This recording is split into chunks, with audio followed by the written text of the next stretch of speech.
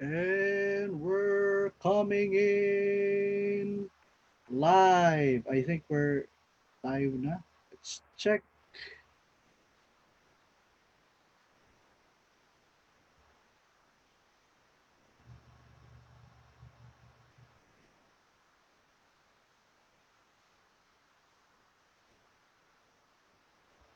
Good morning, everyone. Hi, kumusta kayong lahat? I'm trying to see if people are now in the thread. So what we're doing is we're inviting everyone to come into the conversation first. And actually, we're live now, and our speaker is already on the other side. And before we start, I know there will be a delay. There will be some delays in the video considering that we're using Zoom. There will be some delays, so please bear with us. But if you have any specific concerns at all, please feel free to message us in the comment portion below so that we can answer your question as soon as.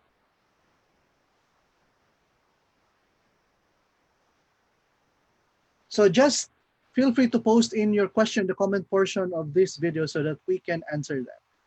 So as soon as you're logged in, again, we would like to request you can we would like to request that you put in there where are you from, and then what are you currently doing so that we would know who are the audiences of the people viewing this video. Okay?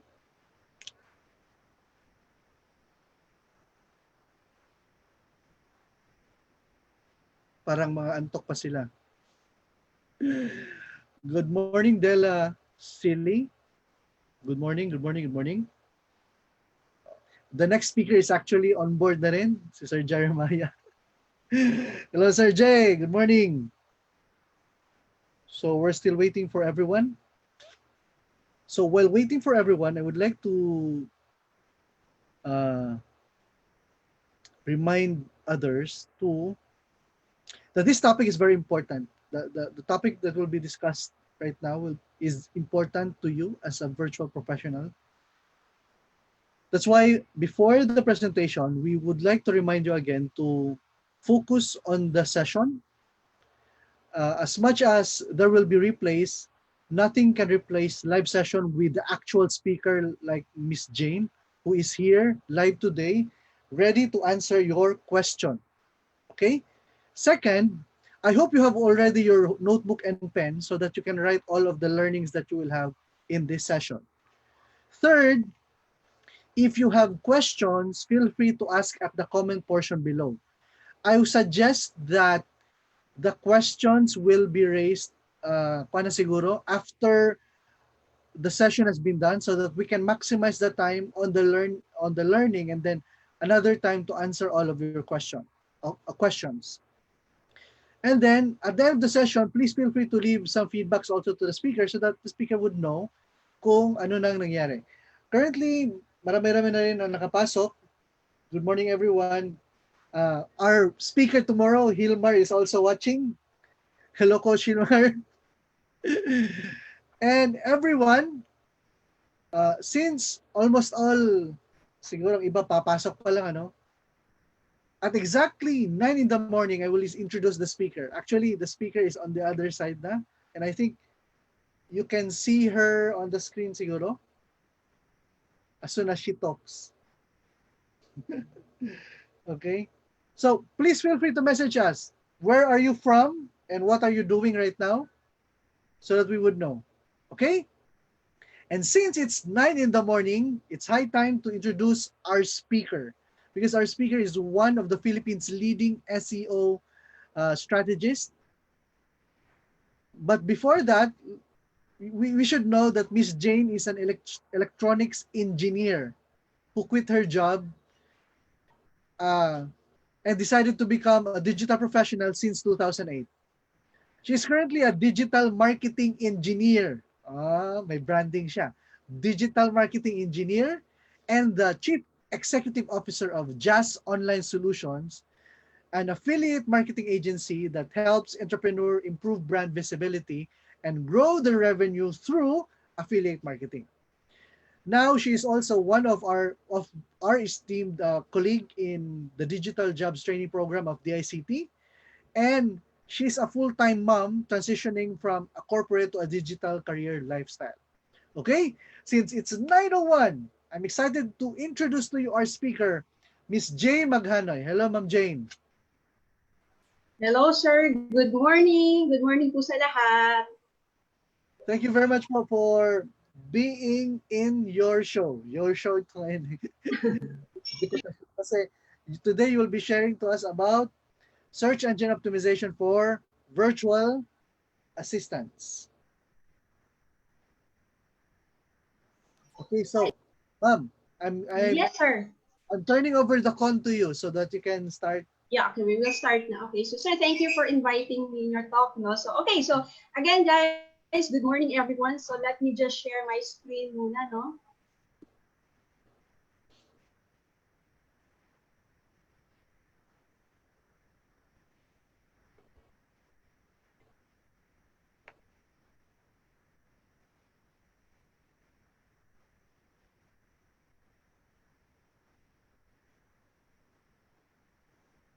Nakamute ka, ma'am. Nakamute. Ayan, sir, can you see my screen, ah? Yeah, I can see your screen. Okay.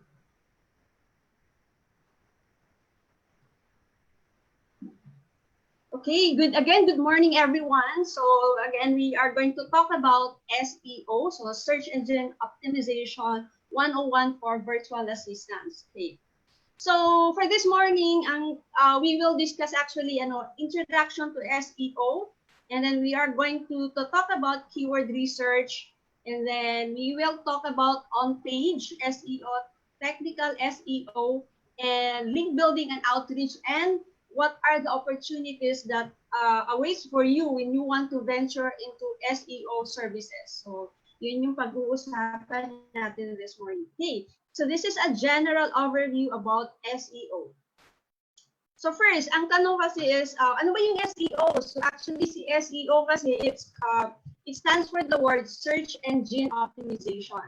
So normally, di ba pag naghahanap tayo ng mga bagay, may gusto tayong bilhin. Halimbawa, maghahanap tayo ng, let's say, hanap tayo ng bag or sabihin natin affordable bag. So normally, naghahanap tayo, so pupunta tayo kay Mr. Google, and then magtatanong tayo na mag-search tayo ng words like affordable bags, and then you will see a list of websites na naka-display on page 1.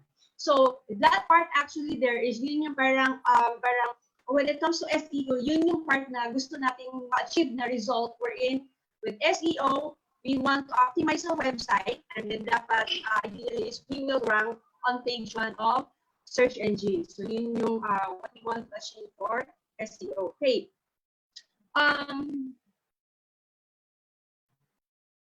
Okay, so again, the question is, if you want to show up in Google, there are 2 ways. Number 1 is you can pay Google to help you be on page 1. So you can go for you advertise in Google Ads, and then pangalawa naman is you go for organic or the natural part, which is at this part you do the not advertising naman, natural result if you want to go in Google.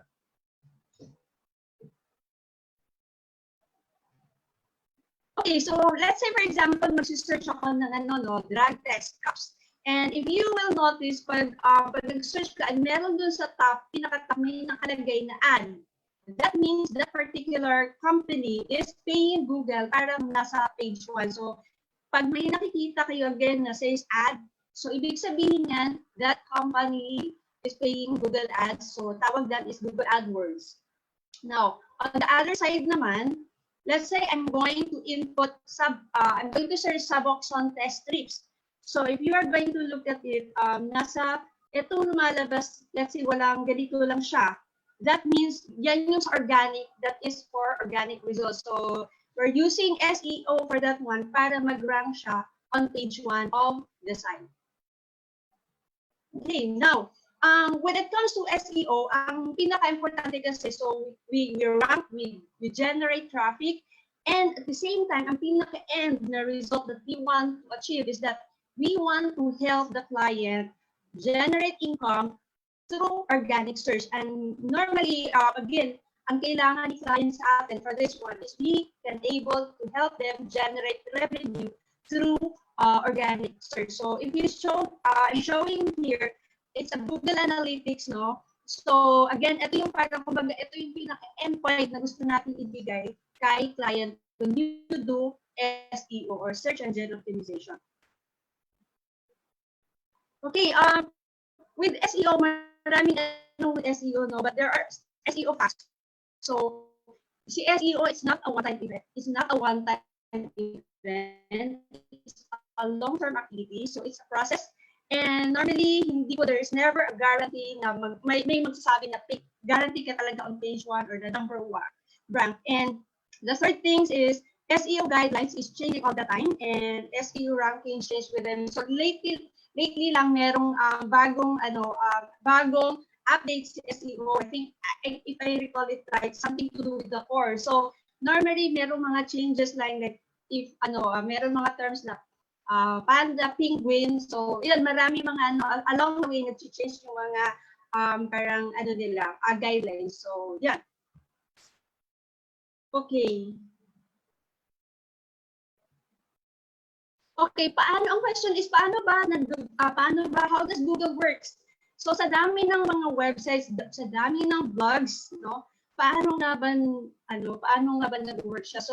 So let's say ako, nag-publish ako ng isang particular post. Ang ginagawa niya ni Google, pag nag-publish siya, meron merong tinatawag na bot. So si Google Spider, kinocrawl niya yung mga particular web, yung mga pages na yun. And then from there, pag kinroll na niya yan, then i-add niya sa the add optimized pages and then their index and catalog them. So parang meron kumbaga malaking database. So doon nila nilalagay yung mga lahat na mga published posts, pages, and then from there, so of course, nandun na yung mga factors kasi ang next one is when people search, Google shows the best results based on the search term. So, ang question dyan is, paano ba ma-identify ni Google yung mga best results? So, yun na yung tinatawag natin, mayroong mga ranking factors that we need to consider. Okay? Yan. Okay, now when it comes to SEO, madami po siyang factors and we would like to look at 4 things. So we would like to look at the research, the on-page SEO, the technical SEO, and the off-page SEO. Okay, now, so again, there are also components when it comes to SEO, no? So we have, again, the first thing is the research. So it is very important that we research the exact keywords the potential customers are using to find the products and services. And the second thing is we want to talk about, we have to consider as well the relevance. So dapat, relevance in the sense that dapat it describes the extent to which content of a website corresponds to the search term na ginagamit. And the third thing is the reputation. So this one involves deals with everything about the brand. And then, of course, it's important that we improve the online reputation in Google's eyes and in the prospect's eyes. So, dalawang yung tinitingnan si Google na dapat align siya doon sa mga tamang paraan ni Google and, of course, kay prospect. And then the third thing is when we do building reputation, so we go for building citations, kasama na rito, online customer reviews, social media presence, and of course, about attracting links na rin. Okay, so again, the first thing, di ba meron tayong 4 na considerations when we do SEO. The first thing has to do something with the keyword research and analysis. So, ito yung pinaka-importante, we need to come up with the right keywords para when we optimize the content, it should help the website, website na related siya doon sa particular na product and services. Okay, so paano ba yung ginagawa yung paano ba ginagawa yung keyword research? So normally again, ang pinaka first thing na gagawin is when we do keyword research, we make a list of keywords wherein your buyer persona will search for, and then you expand that one the list by searching web alternatives. And then from there, we determine kung ano ba yung possible na keywords na people are using to find on your website. And the third point is that you need to decide which keywords you have the best opportunity to rank for. Okay. So again, with keywords kasi, again, yung keywords po, ito po yung mga words na ginagamit natin pag nagsisearch tayo ng any products or services in search engine. So again, nag-search tayo ng, let's say, sabihin na natin online store, online delivery, search ka sa Google, online delivery. So yung word na online delivery is what we call the keyword. So yun yung ginagamit natin para mag-search ng particular product or services. Okay? Now, when it comes to keyword research, there are 3 steps na ginagawa. No? First is you do the research, you analyze, and then of course the third part is you make use of that keyword. Ginagamit mo yan for keyword mapping, wherein you use that one to assign to the site structure and keyword targeting. So for example, again, but when we select keywords, we need to invest in keywords na, of course, number 1, relevant siya sa mga offers. And syempre, pangalawa is dapat merong nagsisearch. And then pangatlo, another consideration is dapat, as much as possible, we want to rank it easily. So yun yung pinupursue natin ng mga type of keywords. Okay, so example lang. So again, this one is an example. Okay. So for example, let's say there's a certain page. So this certain page, meron akong I do this one, I call this one keyword mapping. So halimbawa, normally sa isang page, nag-assign ako na 5 keywords. Sabihin ko, let's say for this particular page, sabihin ko, gusto ko mag-rank for this keyword. So napili ko dun sa research, gusto kong i-assign dito na dapat pag may nag-search ng urine 10 panel test, dapat gusto ko mag-rank yung particular page na yan. So this is how we are going to use the keyword. So i-assign natin doon sa particular page. Okay, so identify, let's say 5, 10. So again, I'm going to make use of this one of these keywords para ma-optimize yung isang particular page. And if you look at it, ito yung mga volume. So yung volume kasi, ito yung search volume na nagsasabi na ito yung average monthly searches. Number of searches per month. So, for example, kung sinabi natin urine 10 panel test, on a monthly basis, that particular month, ang average niya is merong nagsisearch na 480 searches. Pero ito sa standard 10 panel urine drug test, konti lang siya, 20 lang. And then another one, let's say by urine drug test, so nasa around 140 lang yung nagsisearch for that particular keyword. Okay. So again, this is the one I use when I do the keyword mapping. Ina-assign ko yung keyword na yan, lalagay ko sa particular page because I'm going to make use of that keywords para ma-optimize yung isang content. Okay, so from there, now another thing, how do I make use of keywords? So let's say I'm going to create a blog. Okay, so I'm going to create a blog. So I have here a content calendar. So with that particular keywords na na-research ko na based on the criteria that I've set, I would like to identify. Sige, ito gusto ko mag-rank siya for low sales performance. So using that keyword, I'm going to make use of that one as part of my focus keyword. Or again, the target keyword that I'm going to optimize and eventually mag-rank siya. So let's say, gamit ko yung keyword. So dapat, doon sa title ko, gagamitin ko yung keyword na yan. Sabihin ko, okay, reasons why business has low sales performance. So if you notice, meron nakalagay yung keyword ko sa title na low sales performance because I'm going to integrate that particular keyword to my title, blog post title. So again, that's part of that's where I'm going to use my keywords. So another thing, let's say sabihin kung okay, halimbawa, Another keyword, sasabihin ko, again, my target keyword for this particular blog post is ways to boost sales.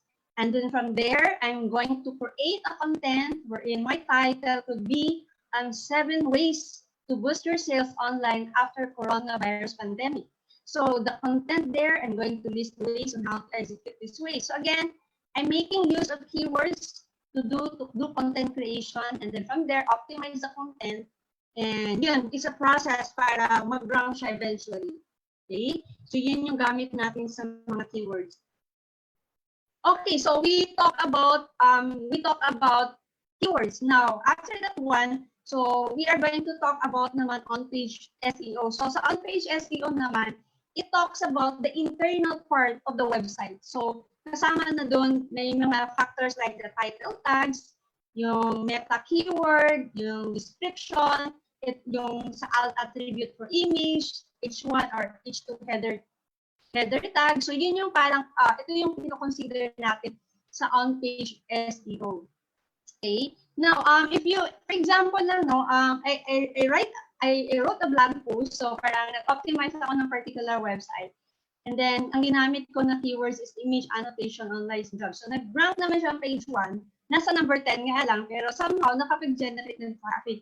So, itong part na to, actually, ito, although hindi pa to maayos talaga pag ano, no, when it comes sa creation ng sa meta description part, but basically, when it comes to the meta or yung sa on-page SEO, part of this one is ito yung output na to na gagawin when we do the on-page SEO. Na dapat, when we do the on-page SEO, one of the factors is nasa title. So, dapat andun yung keyword mo and then short description. So, again, dapat short description. May ano lang yan.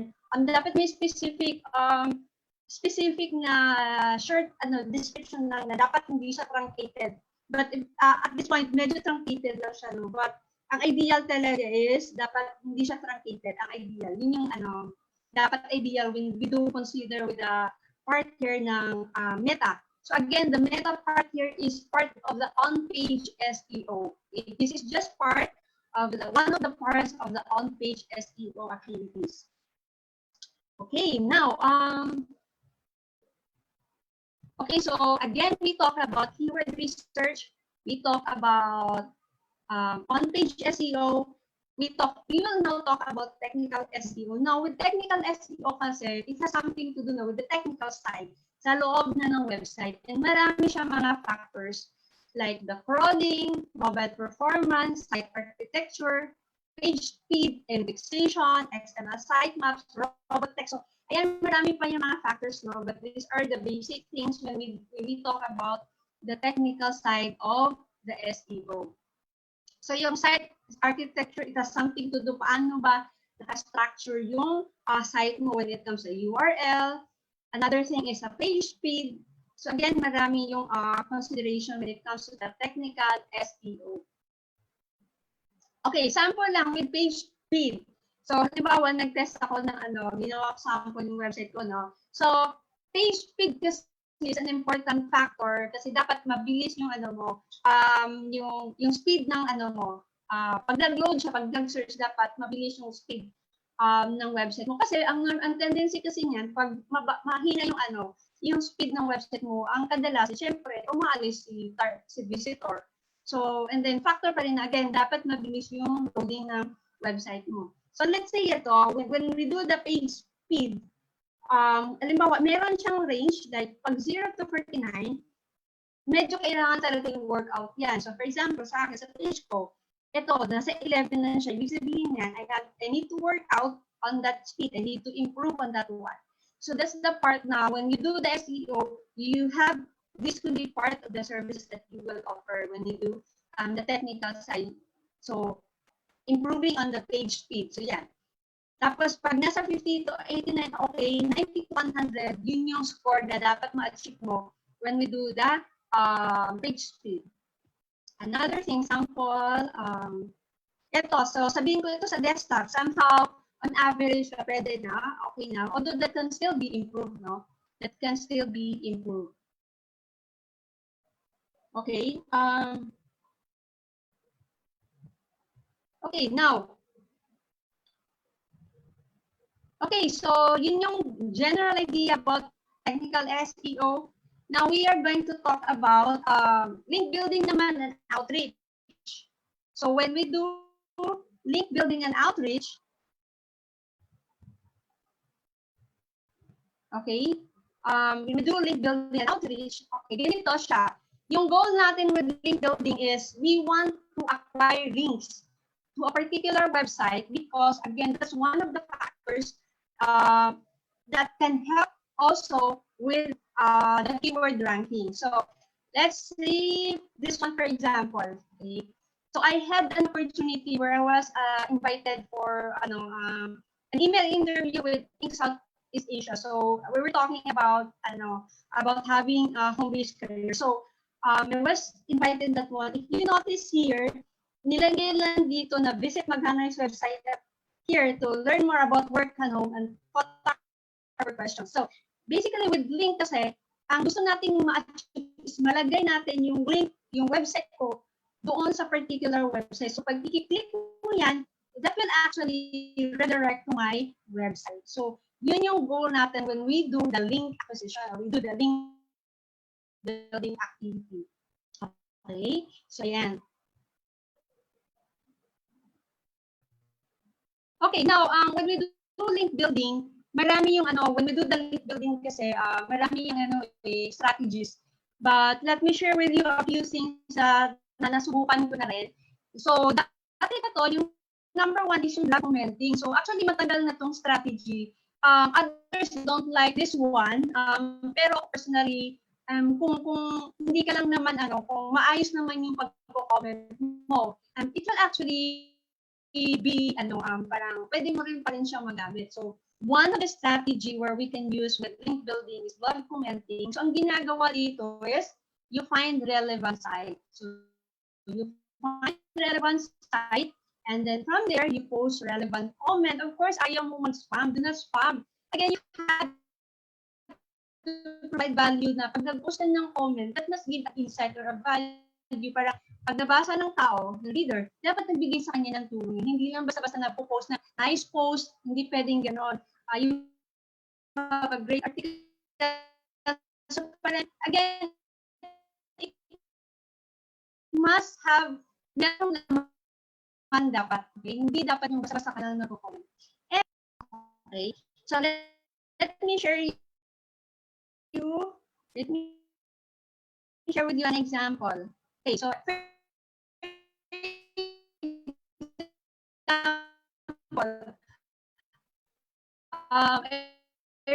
wrote on how I overcome your options. So yeah, so I wrote and then from there, someone, so yung post na yan, okay. Now, some comments, so if you take a look at that comment, actually, yung Marilyn na yan, meron siyang link. I'm not sure if you can still see at the bottom part, meron siyang link on the particular website. Okay, Marilyn is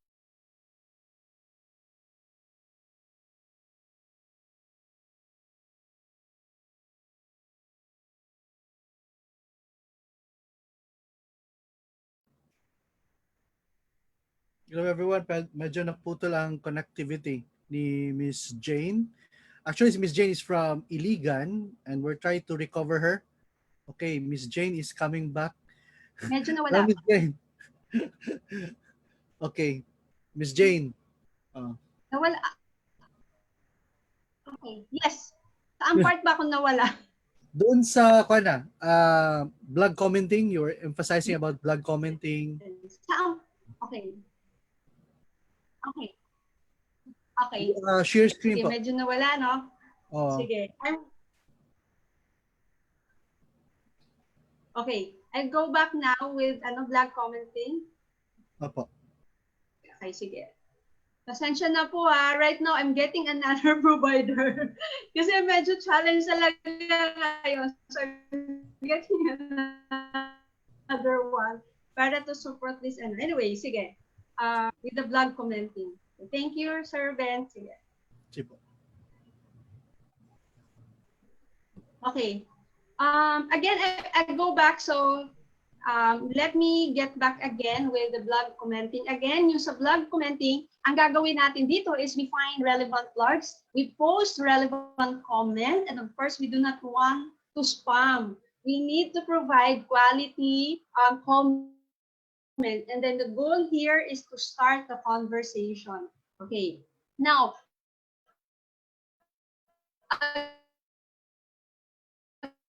again, if you want to look at this one, so ito yung sample ng blog post. I wrote a blog post on how public speaking, and then someone saw my particular post. Now, I'm not sure you can see at the website. So, once na-connect doon sa website, merong connect on that particular website. Okay? So, that's one of the strategy when we want to acquire links. And again, others don't like it but personally, okay, sa akin okay naman. As long as you provide value sa it still help pa rin naman with the ranking factors. Yun. Another thing is we go for forum. So yung forum post naman, what we do here is we find forums, and then we register, and then we participate in the community, and then the goal here is to start conversation. So yan. So how do we do that one? So merong madaming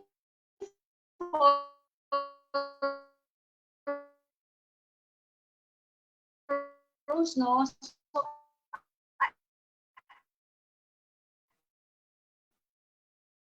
this is a sample.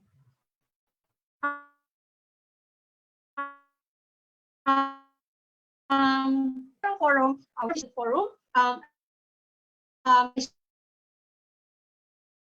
start conversation, and then at the bottom part, if you can see that one, nilagay ako na pwede rin natin pwede natin kunin. If you click on that one, that will go to my website. So that's what we call as signature link. Okay. Again, when we do forum again, it's very important na hindi tayo magsusunod to really, hindi ka lang pwedeng basta-basta ka maglalagay ng link. No, it's not, that will not work. Okay? Hindi, merong mga rules pag-place ng link. Okay? So, yan. So, those are one of the strategies ng link building is forum. Now, another thing that strategies you can do for guest blogging. Okay, so guest blogging naman, I'm not sure if, okay, now, another strategy, we go for guest blogging. So with guest blogging, again, ang gagawin mo, you find relevant sites, you email the site,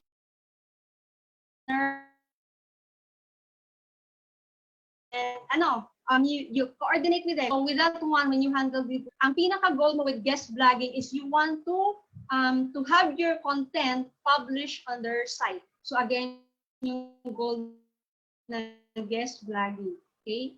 Yun yung goal ng guest blogging. So you find a site, you contact the email them that who's possible ba, pwede ba ako mag-publish ng content ko? So from there, we will be able to generate a link. And then of course, you do the negotiation. So meron niya mga conversation na gagawin when you do guest blogging. Okay.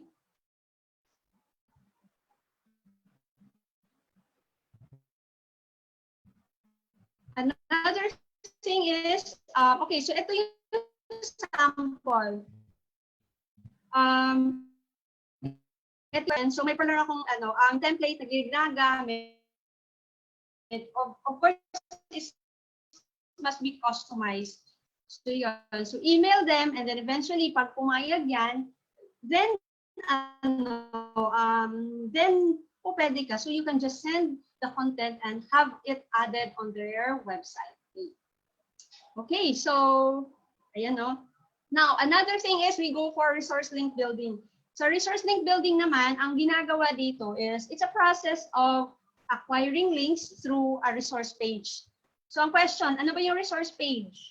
So ganito, if you look for a website, meron kasing tinatawag ng resource page. May nakalagay doon. Tapos, may nakalagay list of sites na parang kinoconnect nila, nilalagay nila, yun yung mga trusted sites nila, na parang somehow nire-refer nila, or so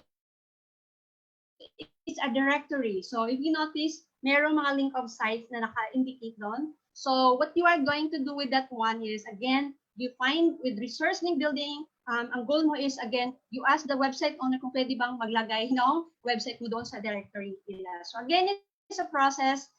You find a site, you email them, and then you handle the negotiation. The same with guest blogging. Yun nga lang, iba lang yung way niya. But ang end goal pa rin is for you to acquire the links. Ayan. Another type of link building strategies, we go for broken link building. So, ito naman si broken, pag sinabi naman natin broken, ayan, so medyo actually with the broken link building, ano siya, when it comes sa broken link, ito yung page na hindi na nag-work. So, when we do the broken link building, ang ginagawa nito is, it's a process again of acquiring links through broken links. So, let's say for example, hanap ka, again, the process is, you hanap ka ng website na nag-broken siya. Malalaman mo siya kung broken kung may nakalagay na error 404. So, tapos meron dyan, page not found. That means that is a broken page, a broken. You ask the site owner if you can pwede sabihin mo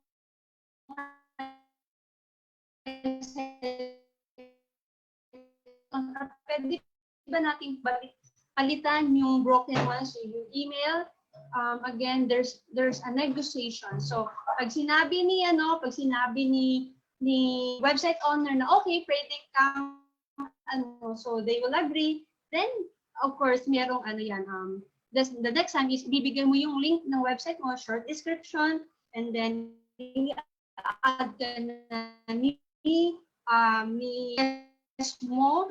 If you are doing link building, ang pinaka-goal mo is say yes to your request.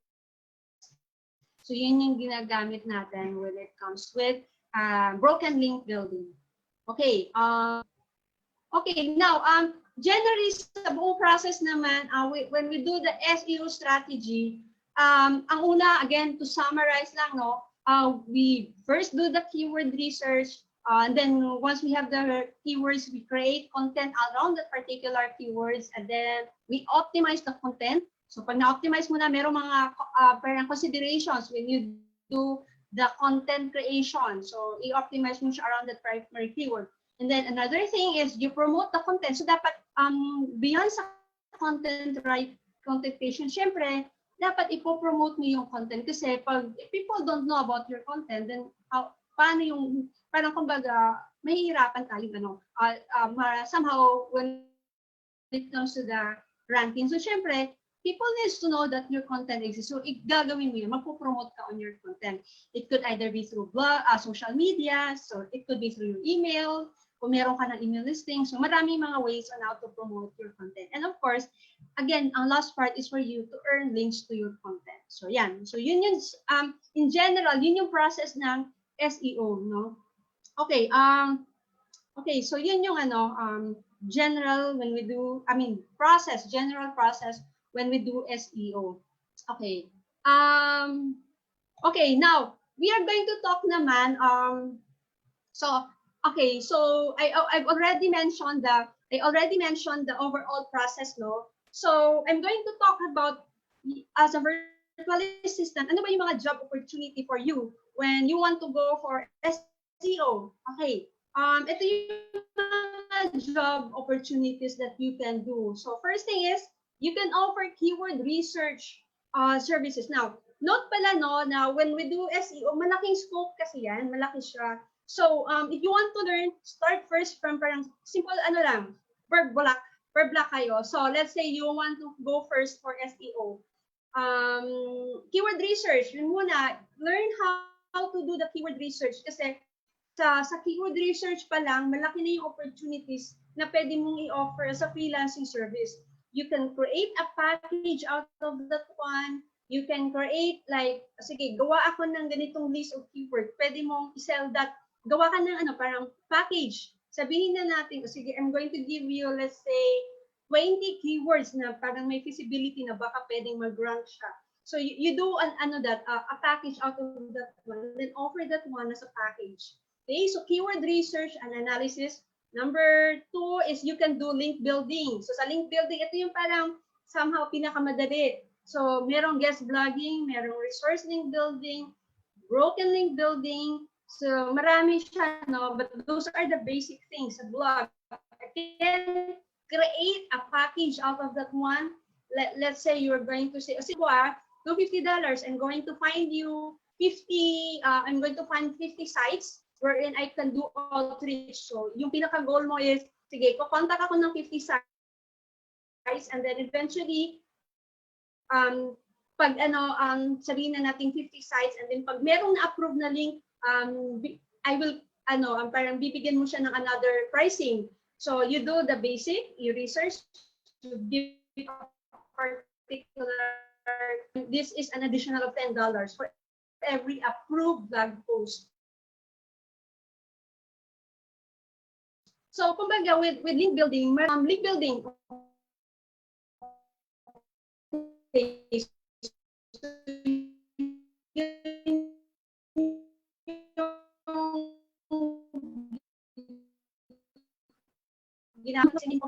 meron mga tools na ginagamit, we do that one. And of course, kailangan din ng knowledge mo with the overall factor ng SEO. So, one of the tools that I'm using is SEMrush. And another thing is Ubersuggest. Medyo mas cheaper kasi si Ubersuggest kaysa kay SEMrush. Yung SEMrush, nag-ano kasi siya, $99 so medyo mahal. Per month yun. So whereas if you use Ubersuggest, mas lower. I think $15 na yata ngayon or 10. Yeah. Naano ko pa lang kasi nabutan din $10 pero I think nag-increase na siya lang ngayon. So yan. So yan, link building, you can do link building, keyword research, SEO audit. Another thing is you can do the on-page SEO. Yung sa on-page SEO, ang pwede mong gawin, merong tools kasi if you want to research it, go for used SEO. So parang if that could be another service that you can offer with SEO, no? Na parang i-search nyo lang yung used SEO. Pag napapag-green nyo yung particular yung post na yun, you can make that one as a service. Ayan, make that one as a service. Sabihin na natin, do it give it as a package na sabihin na, sige, 20 pages i-optimize ko gamit yung used SEO. That's another factor. Okay, so yun yung parang SEO opportunity mo. So basically, yun lang naman yung maraming opportunities.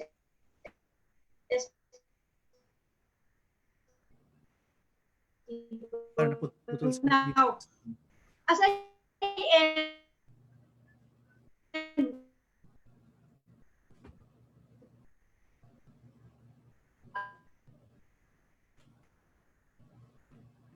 so I think we currently have a connection problem sa Miss Jane. Pero while waiting for her to connect. Ito lang, you can sir, nakakodek na ako. Wala. Okay. But just to recap, if you review the video provided by Miss Jane or the talk that Jane shared, maganda sa ginawa niya video is kompleto siya lahat, kompleto recados. Meaning, if you want to learn SEO, you just need to follow through what she told you, yung mga, pero hindi ibig sabihin yun na yun. Kasi individually, malalim pa to eh. Pero basically, tinuro na niya sa iyo kung ano yung pwede mong matutunan talaga each step of the way. Miss Jane. Oh. Yes. Okay, saan ba ako napunta? Anyway, ano lang, again, there are two things that if you really want to learn, okay, ano lang, take action lang kayo. After the webinar, dalawa lang. You can offer to learn by offering parang free muna para pag hindi pa free lang. And then second thing is you can, if you have fund naman, invest on setting up your own website and then test it. Test mo talaga. Yun lang yung pinaka-best way to really go for that one. So, yun ang pinaka-ano ko na gusto kong i-take away sa inyo na parang sa akin, while learning, I use this SEO with affiliate marketing for affiliate marketing content. No, while learning SEO pa rin, pwede pa rin akong kumita aside sa freelancing service na hopefully magagamit ko pa rin siya. So, big time. So I think that's cover, that ends the presentation with SEO. Big time si Ma'am Jane. Ma'am Jane, question. Ito, tools. Tools to, ano yung volume number? What do you mean with identifying the volume ba? Oo. Tama ba yung pagkakaintindi ko? Oo, yun yung kasi isang tanong eh. Okay. Kasi, ayoko ng yung volume gusto kasi. Ano po? Ano yung sa volume. Volume number yata to, nung pinakita mong sheet.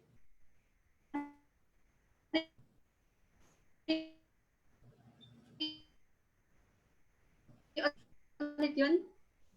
Ayoko na higher volume.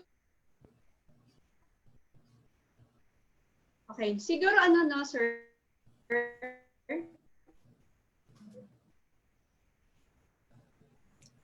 May problema nga siguro sa connection, ano? Okay, sir. Yes, ma'am. Medyo pasensya na, mawala. No problem po, no problem po. Sige.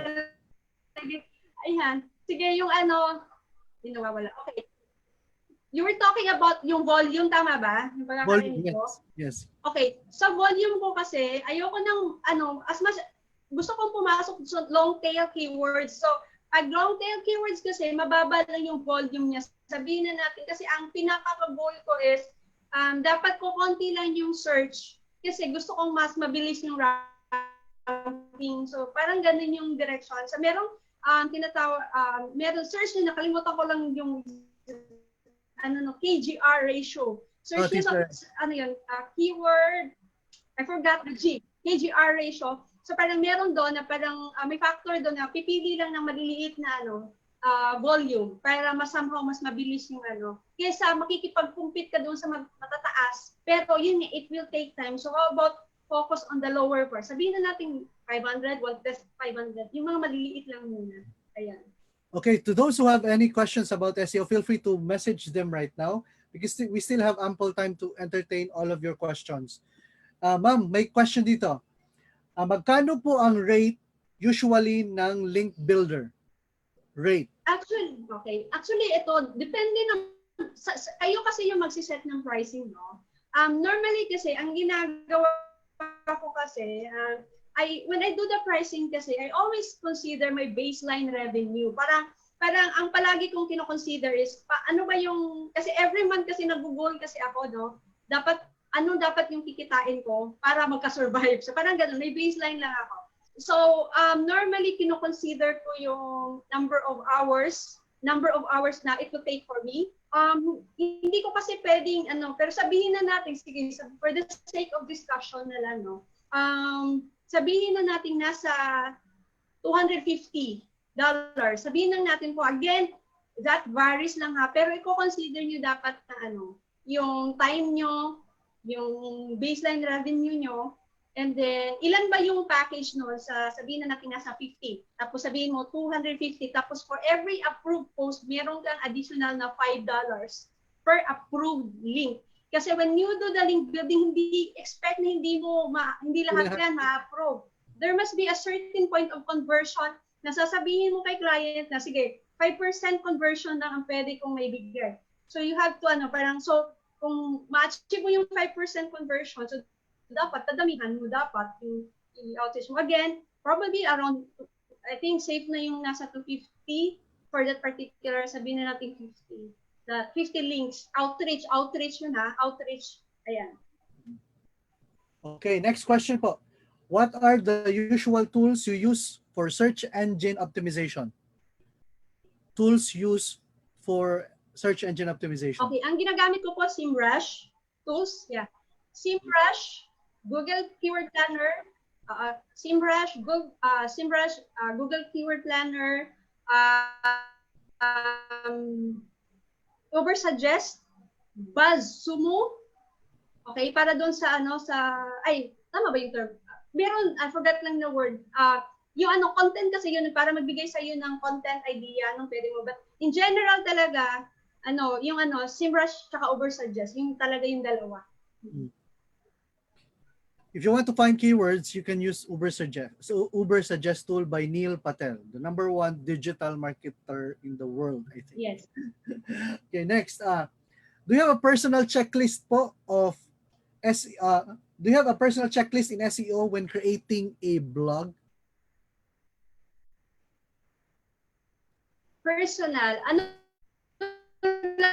ang palagi ko lang pino-consider na parang dapat yung keyword nasa title,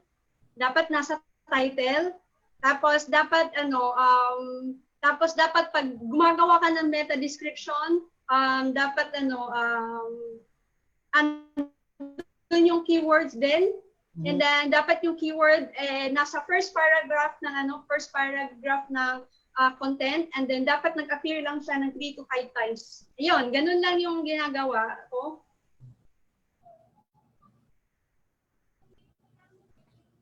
Okay. Any other questions? Teka, I'm trying to check kung may question pa ba.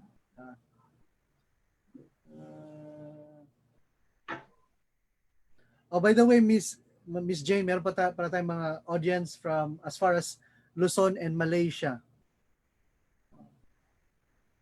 So literally, international ka na, madam. So we have listeners as far as Malaysia. Okay. May taga Bulacan or Mok. Okay. Wala na bang question? Kasi tinitingnan ko ngayon kung mayroon pa ba mga question from the audience.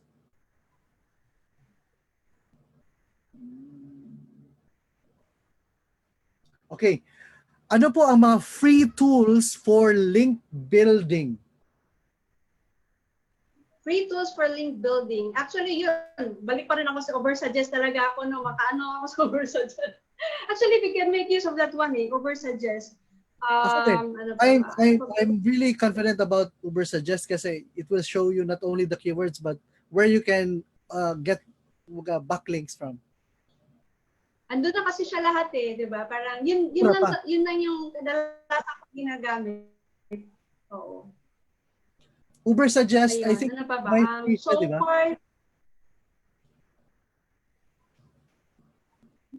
Meron pala yung SEO Power Suite pala. SEO Power Suite. So, maraming component, maraming rin yung SEO Power Suite. Pero hindi ko siya madalas din ginagamit. Pero pwede yun. Yeah. The good thing with when you're starting SEO is that there's so many tools that you can use on free trial. Kaya it's important if you're a VA to have at least a debit card para pwede kang kumuha ng mga free trials. Pero before mag-end yung free trial, you need to cancel na. Just for you to test the tools for free. Other questions? Teka. Okay. How do we start as an SEO specialist pag newbie pa? How do you start? Okay. How do I start? By Lori. Siyempre, after the webinar. Okay. How do you start? After the webinar, there are 2 things again that you can do. Okay. Number 1, again, you can actually, there are, merong mga parang nagbibigay ng parang, anong tawag doon, training. Sige, parang may, parang you can volunteer muna. Again, how do you start para mas makatuto? You can volunteer for free. Hindi ko sinabing sandaling period lang ha, sandali lang. Hindi naman, just to, parang, merong mga ganun kasi, nag-offer ng na parang, sige, you can, in exchange for a testimonial, merong parang nag-train din sila na, so yun. Tapos, yun yung number 1, okay? offer that one. But ang pinaka-basic talaga ngayon, start lang muna, kahit muna sa keyword research lang. Search ka lang about keywords research. Okay, keyword research. Start with that one first. Okay, start with that one. Para may idea ka, you go to Upwork. Okay, tapos go to Upwork, pili ka ng search ka, keyword research. Gawin mo yung guide. Gawin mo yung guide on, kukuha ka doon ng idea ng mga job types, tapos i-research mo yun. Focus only on keyword research muna. Okay? Because it's too broad, start with that one, and then yun, try mo. You have to test it on your own talaga. That's the best way to learn it. Yeah. Correct. You need to test it. Kasi pag hindi nyo ginawa, you just have theoretical knowledge but not really the implementation or execution knowledge. Doon ka mamahal pag alam mo kung paano gawin yun. Ma'am, next question, Ma'am Jane. How's the transition from engineer to virtual professional? Question from Nel Cabusas. Okay. Siyempre, nung time kasi na yun, kailangan ko mag-design. Kasi rin, unang-una, I'm on my way to my second child nung time na yun. Siyempre, as a mom, yun kasi yung priority ko rin. But during that time, ang naging problem ko, kasi bigla akong nag-transition. Walang savings, walang emergency fund. So, kumbaga, alam mo yon, parang it's challenging talaga pag wala ka. So, parang kumbaga, pag nag-transition kayo, dapat ensure nyo muna na merong savings, merong emergency fund, lahat ng kailangan, basic necessity as much as possible, make it at least 2 years, 24 months na dapat may pondo ka. Kasi, along the way, fighting lang pa rin, but then, it was very difficult, it was very challenging, but it's really worth pursuing. And I'm very happy with my decision. I had no regrets at all, kasi it's something that I want. Yun nga lang yung challenge lang. Doon lang yun, yung impact lang doon with your family. Yes, it's great. Great talaga. So far sa akin so far. Ito ma'am. Ano po ang difference uli ng on-page at off-page SEO? Okay. Yung sa on-page, it involves the internal part of the website, sa loob ng website. Pero pang off-page, yun naman yung external part. So, yung sa off-page, kukuha ka ng links doon sa ibang site na ililink mo. Again, it's the external part, so you have to connect with the other website. So, yun po. Yun lang. On-page, sa loob ng website. External, yun. On the, sa labas. Yun, yung mga ibang website, you deal with that one. Ito po. SEO po ba yung ginagamit para mag-rank yung mga blogs at other social media platforms? Thanks.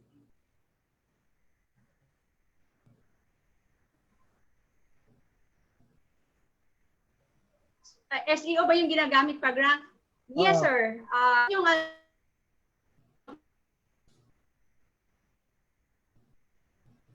yun, again, yung SEO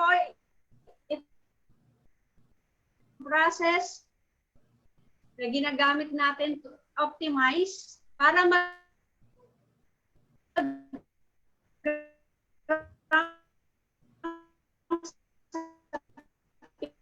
page 1.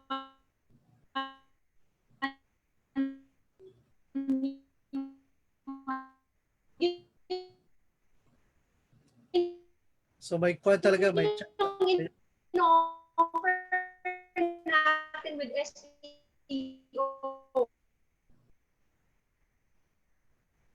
May mga challenges talaga sa internet connectivity ngayon. Just to answer that, what happened kasi is most of those using Google search, they're also bringing into the search engine their pattern of searching. That's why the social media platforms are also using it, meaning they're also doing it and they're also adapting to how the search engine is working. That's why you can see Facebook, Google My Business, all of the other platforms like LinkedIn, they're doing the same thing. They're adopting more or less to the same platform and concept of search engine. Hello, Ma'am Jane. Yes, ma'am. The last question yung Pasensya na SEO po. po ba yung ginagamit para mag-rank yung mga blogs and other social media platform? Sorry. Ano yun, sir? Sorry po. Ano yun? Nawawala na Yung naman last ako. question Ano is, ulit yun, sir? SEO po ba yung ginagamit para mag-rank yung mga blogs at other social media platforms?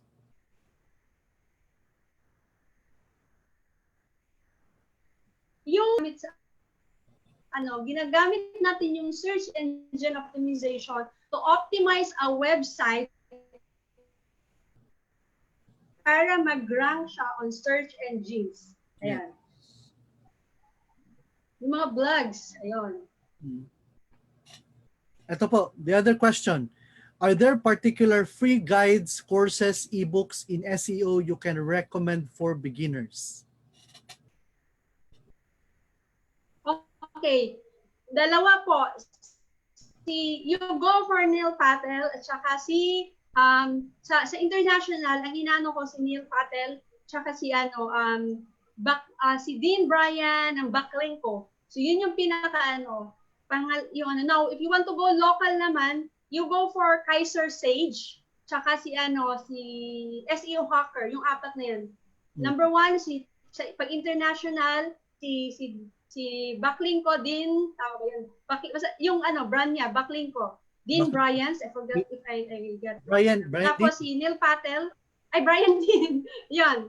Now, if you want to go local, go for Kaiser Sage and go for SEO Hacker. So, yun yung pina-follow ko for my learners. Ayan. You can also, I think there's also training from Google, the Google Garage, yung Introduction to Digital Marketing, wherein they discuss. And the good thing with taking that course is it's free. Second is you will get a Google certification on internet marketing, I think. Yeah. So don't worry, I will find the link. We'll post it later, Seth, sa question mo. There's other free trainings. There's one e-marketing course. E-marketing Institute. There's a course there.